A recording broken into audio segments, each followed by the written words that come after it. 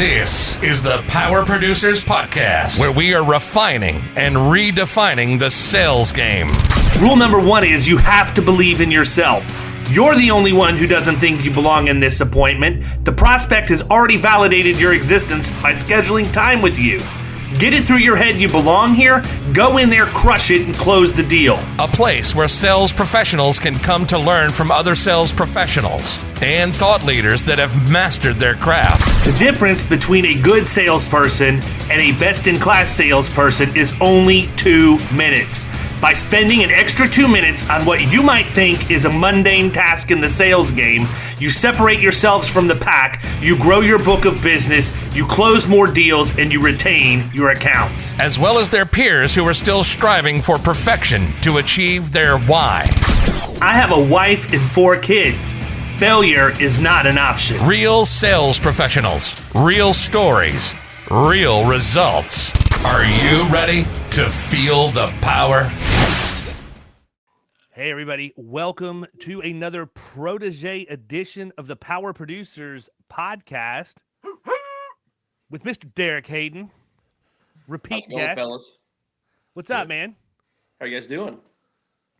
We're good. You got the vote for Derek hat on. Cass, hold your glove box cup up. Let everybody get a look at that.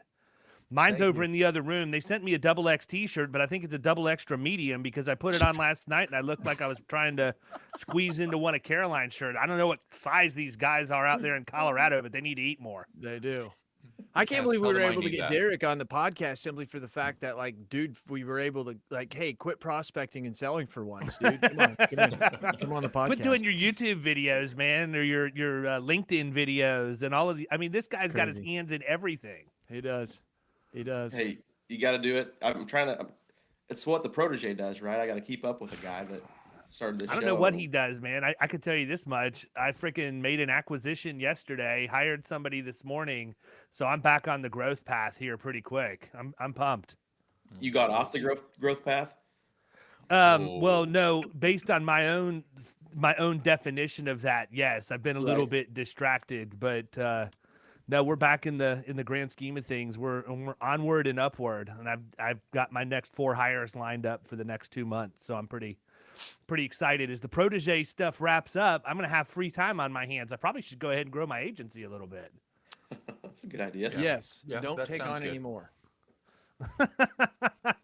Anyhow, this isn't about me, man. This is about you, Derek. And, we have had everybody on. I think you're number 5 out of 5. So I'll let you say that we saved the best for last, so that I'm not showing favoritism in any way, shape, or form. But we've sort of had the same conversation with everybody, so I'm just interested in, right out of the box, why don't you just give everybody a quick, overview of who you are? Obviously, we've had you on Power Producers before, as we have a couple of the other people that are in the finals, so that's been interesting to see. But give everybody sort of the elevator pitch of who you are, where you came from, and then we're going to dive right in. Sure, yeah. So I'm a producer. I am in my 9th year. So 8 full years of experience, but in my 9th year here with Dansig Insurance Risk Advisors. I work out of our Shelbyville office in central Illinois, a small town of about 5,000 people. Basics of why I got into the Protege, I guess I'll say, is I'm at a point in my career where I know I've got what it takes, but I wanted to take it to the next level.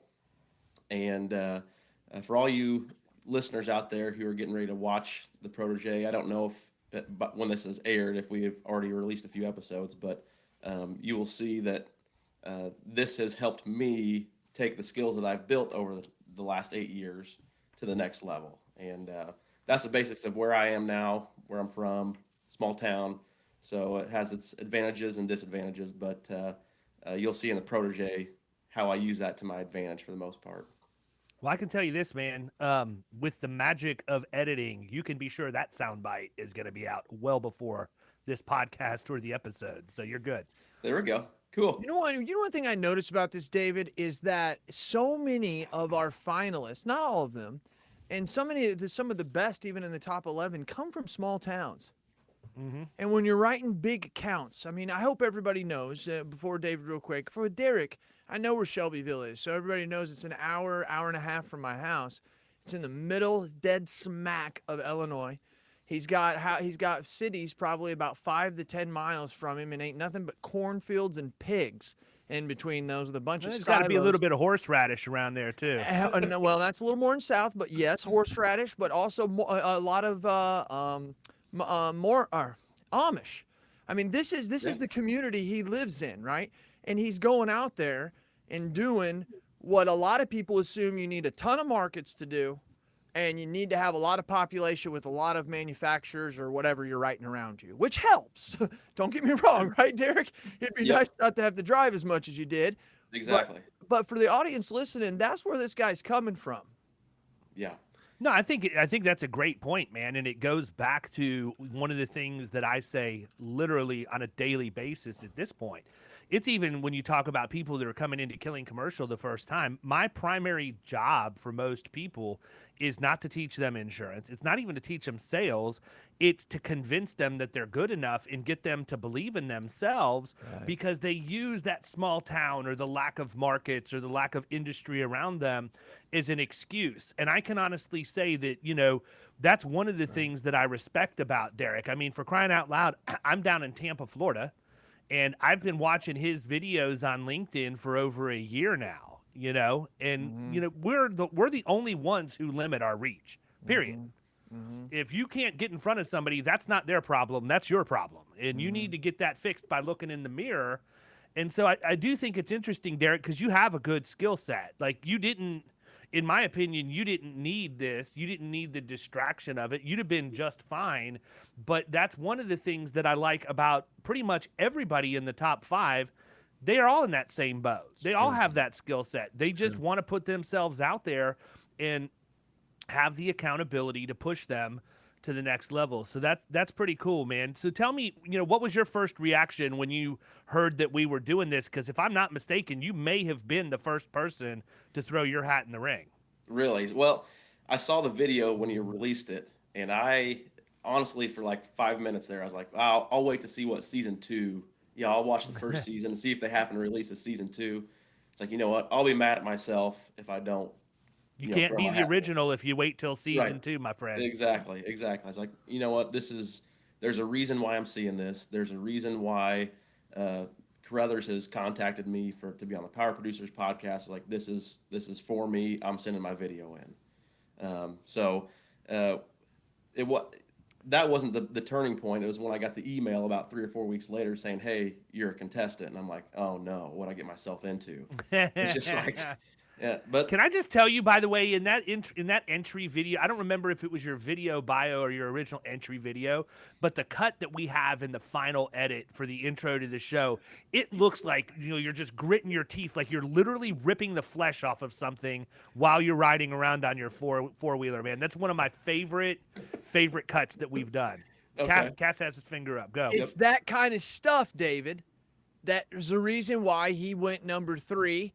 And Brady went number 4. Or maybe am I wrong by that, Joshua? No, you're right. No, you're on. Okay, so that's that reason. Brady had the same small town feel too. So when you're picking, you're thinking, yeah, that big suburban guy, lots of population. I'm telling you right now, and I'm not. I mean, I'm a bullshitter. I get it. And people are like, yeah, right here. Let's see if this comes true. Him and Brady are going to be in the finals, final 3. It's going to happen, and it's going to show small town America rocks. Yeah, so I would like to hear from Derek. Talk about, you've been in the industry for 8-9 years now. When in your career did you realize that being in a small town was not the issue that others have perceived it to be? Technology, man. I will Derek, tell do you tell people you're from Chicago? Nope. Come on. Nope. Is that is that part of the secret sauce? David had a funny. It is not my sauce anyway. So no, what you'll see if you look at my book of business, other than personal lines and some small commercial, I would guess 70% of my revenue is outside of even my county, not just my hometown, but my county. So I knew when I started that to get to some bigger businesses, I'm gonna have to travel a little bit. Gotcha. So it was never. This is where I've lived my entire life. So I knew getting into the insurance business that I was either going to be writing home and auto the rest of my life, or I'm going to have to expand my territory to get in the door with some of these other, bigger markets. So it was never I guess there wasn't really a certain point that I realized I had to do that. I knew from the get-go that I know there's not, Carothers, you talk about the 500,000 premium, $50,000 revenue account is right in your wheelhouse. I don't even know if I have one of those in my hometown other than a manufacturer that's owned out of Tokyo or something like that. So that's not even a prospect for us. So I knew to get in the door with those accounts, I was going to have to do something different, travel a little bit, get outside my comfort zone to win some of those accounts. And you got kids and you have a marriage. So don't be trying to say, listen to this going, well, he can travel because he doesn't have what I do. No, he's involved in his community. He hunts, seriously, he spends time still doing what he needs to do, living in a small town. Right. No, Derek's the prototype, man. I mean, exactly who I wanted to showcase when we did the show. I mean, everybody in the top 5 is, for all practical purposes, really all 11 of them were. I mean, you've got a lot of diversity that was in that group. Lot of people who stretched the boundaries and got outside of their comfort zone. You did find good diversity, David. That's something you should pat yourself on the back for. Even now, when I look at the videos you're sending me behind the scenes, and I'm seeing again all the contestants from the beginning 11, you did have a wide variety. It was pretty good. Yeah, and I mean, I would encourage that when we put out the call for the next iteration of this, that more people, respond to that. I feel like we did do a good job of that. I'm not patting myself on the back, but I was also, when you're playing poker, I'd rather play Texas Hold'em than 5-card stud, And I played the hand I was dealt. Give me some more options, people. Let's really mix this thing up. I like that analogy. That was a good one. We hang out a lot. Hadn't heard that one before. I just made it up. Okay. One of the things though about Derek that I like is, his social presence is through the roof. And I knew, behind the scenes and inside my head a little bit, guys like Sloan and Keating and Derek, those 3 to me, not necessarily in that order, all 3 have very strong social presence. Like I want, selfishly, I would love to see the 3 of them battle it out at the finals. I have no control over that. They have control over it at this point. But as a fan and watching this, I want to see those 3 guys go at it because they're the most aligned in terms of their reach. Okay. Different flavor in terms of how they do that. But going back to, talking about that a little bit, that's one of the things I respect about Derek, especially with what he's been able to do coming out of a small town and having these accounts all over the place. You've done some really smart things from a marketing and a branding standpoint that I see on the outside, but you've got your risk lock deal that you've got, you're part of Dansig. So I guess when you're marketing outside of Shelbyville, how much emphasis are you putting on Shelbyville insurance versus I'm part of Dansig, or I'm selling you risk lock, or I'm doing this, or I'm doing that? And I'm not saying there's a right or a wrong answer. I'm just interested because to me, and I'm going to put myself out there, you could say, nope, you're not right. To me, if you're going that far out and you're mentioning, that you're hanging your hat on Shelbyville Insurance Services, I know that in my marketplace, it would be very difficult for me to get traction outside of my geography using that small town insurance name. I think that you've set yourself up to be able to go in using several different angles, and I'm just wondering if that's how you're doing it. That's a good call. Yep, you're exactly right. So when I'm outside of Shelbyville, I'm going in with Dansig. So I've got my metal card that from the extra 2 minutes, I got my metal cards, and it has on the back Dansig and Shelbyville Insurance. So if I am outside of my county, basically, I'm going in as Dansig, and I utilize the risk lock process powered by Dansig. Now, if I'm in my hometown, I'm going with Shelbyville Insurance because it's been here since the 70s. Sure. Which is good. I've got both avenues I can use. We're owned by the same people, so we just never changed the name here. It just happens to be the office that I work out of, so I can use both legally. It is who we are. So I definitely hang my hat outside of my town on the Dansig Insurance Risk Advisors. No, I mean, I think that's right in line with what I tell people all the time, right? It goes back to, I really feel like in middle market, if you're in, by the way, I'm giving everybody like cheat sheet now as to what they should be doing. But I mean, I do talk about this quite a bit. You need to brand your process, not necessarily yourself or your agency. I think that producers need to have a personal brand, and you need to build that. And I think agency owners need to get over the fact that producers are building a brand and maybe in some cases getting more attention than them, and it makes them a little bit defensive about that because they get concerned that, oh, well, they're going to leave me and go do their own thing. Nah, whatever. If you want to come work with me, Derek, you can build your personal brand. I don't care. But I think that's one thing. But the other thing is when you brand your process, it lends more credibility to the process. So the fact that you guys have that Risk Lock brand, that doesn't scream geography to me at all. And you can be multi-state. You can go all over the place with that if you want to. And I think that when you go in, and especially in the middle market, you're not selling insurance. You're selling Risk Lock.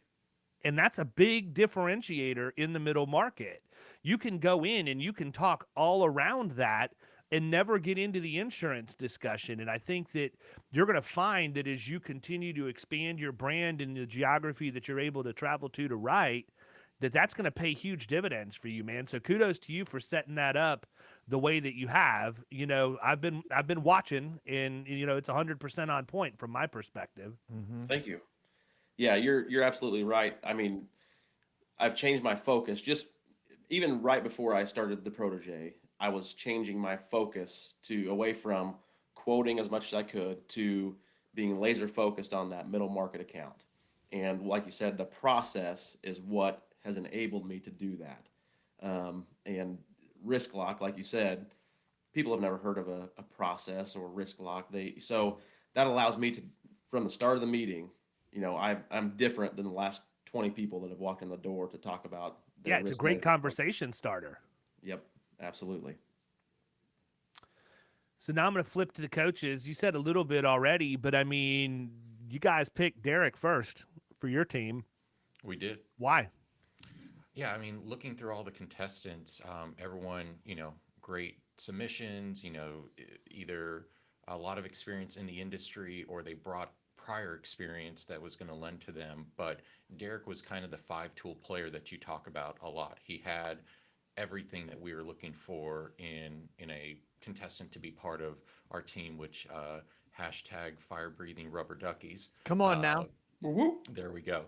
And I mean, everything from his social media presence to his ability to put together the video, his experience, it just lent to someone that was coachable, that was going to be able to not just do well, but to be able to get into the finals and end up ultimately becoming the Protege. So he was our number one choice when we went through and ranked everyone. And we were just glad that the other two teams, which still don't understand what they were doing when they were making their choices, but you know, hey, we were them New England boys. I know. They literally gave know. it to us. I mean, I know. like, They were just like, hey, here you go. Here's the winner. Go ahead and take them.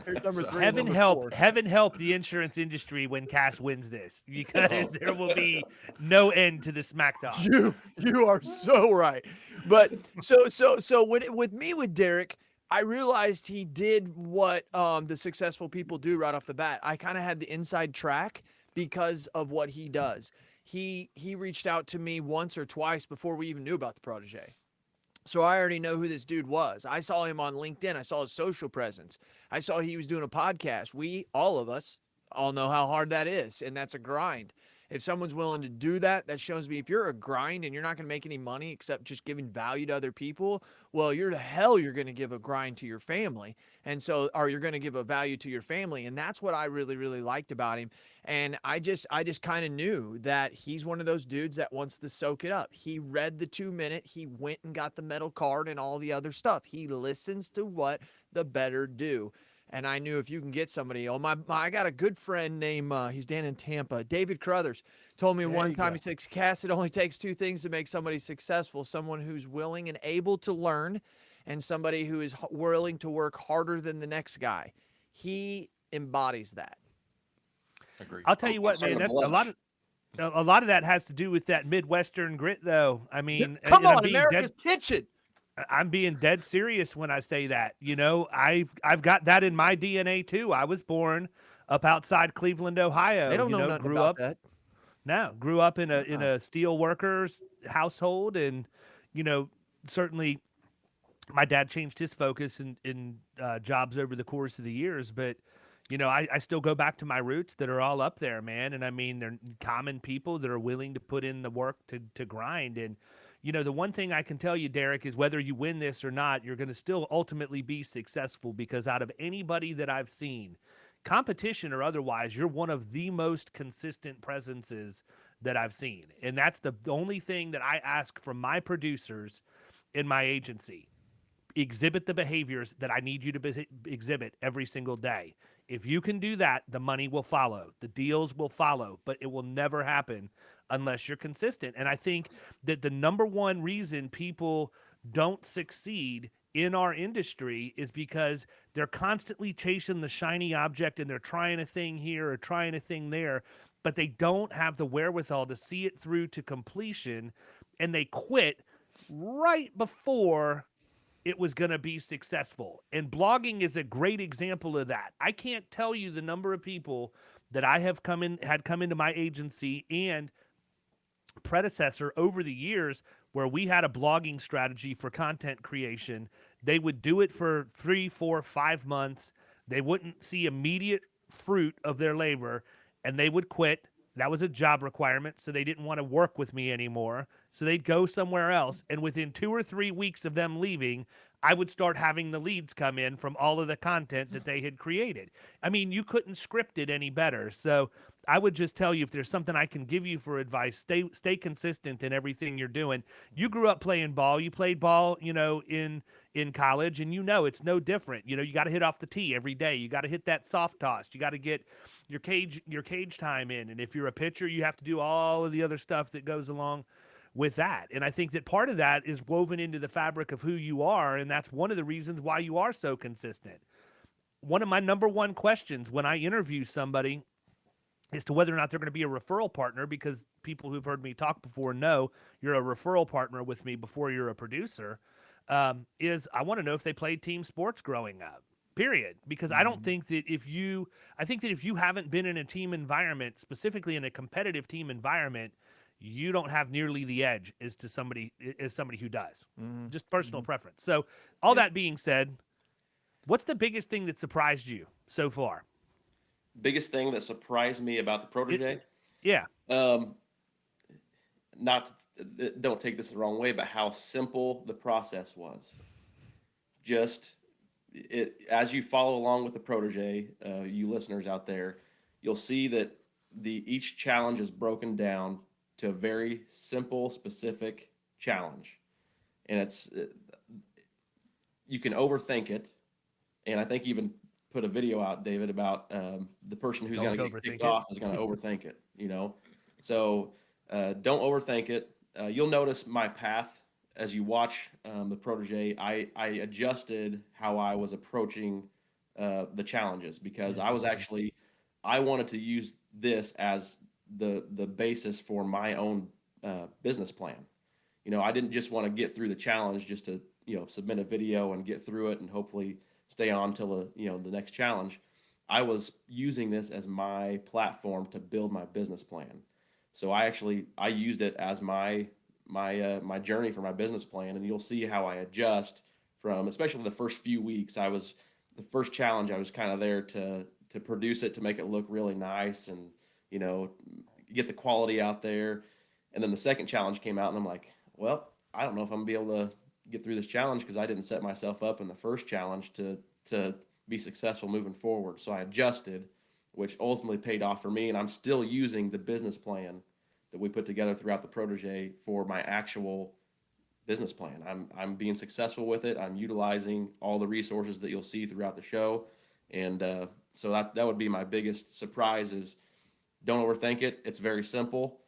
It'll work. Like you say all the time, it's never the process, it's the person. So, what's and to build it for you listeners who want to see it, and you're waiting for Netflix to release this Protege.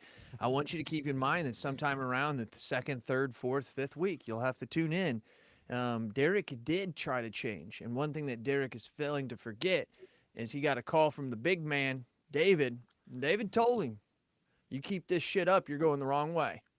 He said that's not what we were looking for. I can tell you the exact episode it was.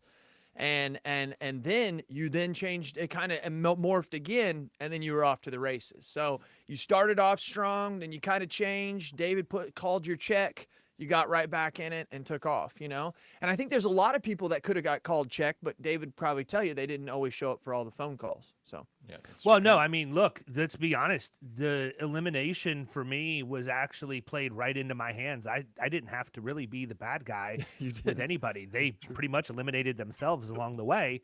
And I'm not saying that to throw off on them. Yeah. I don't know what people were expecting, right? I don't, maybe I didn't articulate exactly what this looked like, but in my mind, what I was trying to articulate was exactly what Derek did.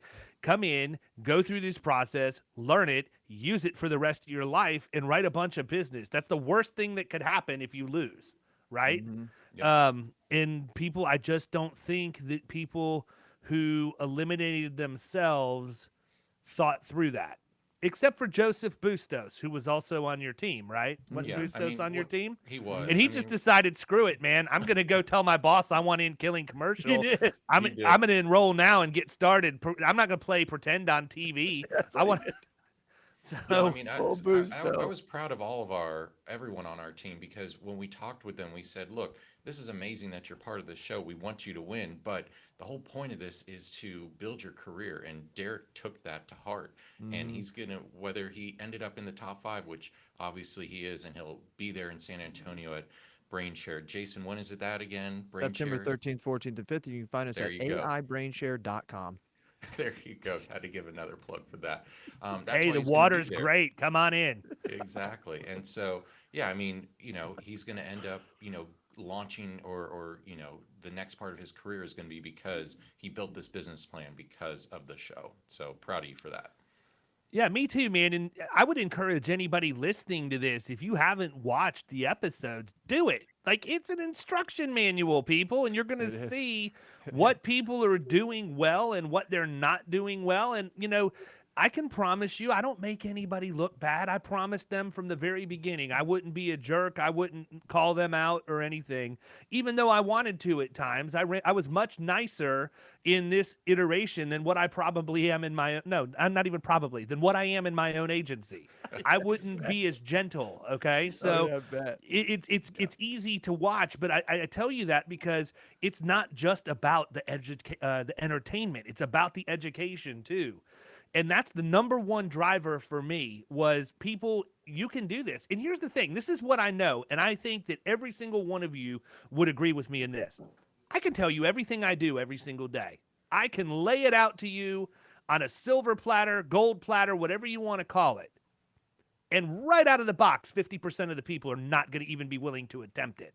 Oh, yeah. And of the 50% that do attempt it, 80% of those are not going to make it because they just can't do the things they need to do on a daily basis. And so, that's kind of where my head was when we launched this whole thing. I wanted these people to realize that they could watch a show, they could follow the instruction manual, they could put things into practice, and there you go. So I know you've already sort of said that your takeaway is that you're going to use this in your rest of your business, but I mean, what else would you say that you've taken away or you are taking away from this experience besides the trip to San Antonio?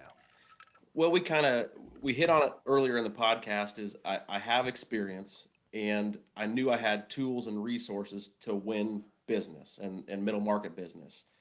But what this did was allowed me to gain the confidence that I was right there. Like you said earlier, I was right there. I didn't need much more to put me over the edge. But what this show did was gave me the timeline. Okay, how do I use this tool to get in the door? Then how do I use this tool to win the first, if I'm in the first meeting, how do I get to the BOR? So you're very close. If you're out there and you're watching this, you obviously want to learn more and get better within your industry. So for me, it was just the confidence of putting everything together, using the tools and resources I already had to make myself complete. It just bumped me over the edge. That's all I would say. Everybody listening out there, you're close. If you're listening to this show or watching the Protege, you're very close. Just follow along, use the tools that you already have, and you can get there. I got to tell you, man, when I started Power Producers, in full transparency, it was literally to be a lead magnet for Killing Commercial. I mean, that's it. People, bang, you got me. You figured out the secret now. That being said, it has really taken on a life of its own, and it has been very gratifying for me. I don't need people to tell me, that I did a good job or to stroke me or whatever else, but it also doesn't hurt. And what I can tell you is that the number of people that listen to the show, that take the time to send the emails and say, I just wanted to let you know, man, I used your trick that you talked about on Shop Talk episode, blah, blah, blah, and I closed this account. I never would have gotten that deal done if I wouldn't have listened to that. I don't care how much money any of us get paid. If your heart is in the right place, emails like that are the gas that goes in this tank every single day. I don't need money. And I'm not saying that arrogantly. I live well below my means, and we are very simple people. But for me to know that we can continue to just drive change in the industry and shape the way people think, and if they're willing to take the chance and try the things we talk about, ultimately get some wins, I'll do this in perpetuity until I'm way older than I am right now. I agree. Yeah.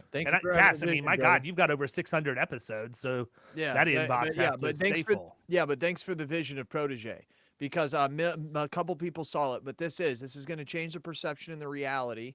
And my vision is always to give forward momentum and change to the greatest industry God ever created, and the Protege is helping making that happen, right? And so, we need more than podcasts. We need more than people that do videos. We need to get to the mainstream. So I appreciate it. I think it makes the industry look better, and I'm all for that. We're going to have to start writing down all these Cassisms and Carotherisms. We got a lot of them that you guys say on. Wait until then I'll have you on a podcast. Yeah, then I'll have you on a podcast so you can explain them to me. David and I will be sitting on a boat. I'll be like, David, remember when I said this one? And he'll be like, Cass, remember when I said this one? We're going to be sitting there deep sea fishing. That's all we're going to do. All day, buddy. Well, listen, Derek, man, I appreciate you, brother. You have made me look really good for having you on the show. And I think I can say that pretty much about everybody who threw their hat in the ring to compete. And I'm pulling for you. I'm pulling for everybody. It's kind of like watching all your kids compete against each other in something and only one of them can win. But I'm anxiously watching to see how this thing unfolds, and I just appreciate all the effort you've put in, because you've made it extremely easy to edit around what you've done and just showcase you to the country.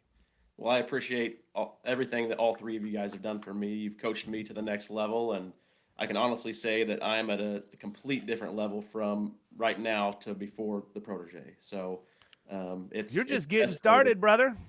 Absolutely. I agree. I can't wait to see the level you're at next year after you win. Right.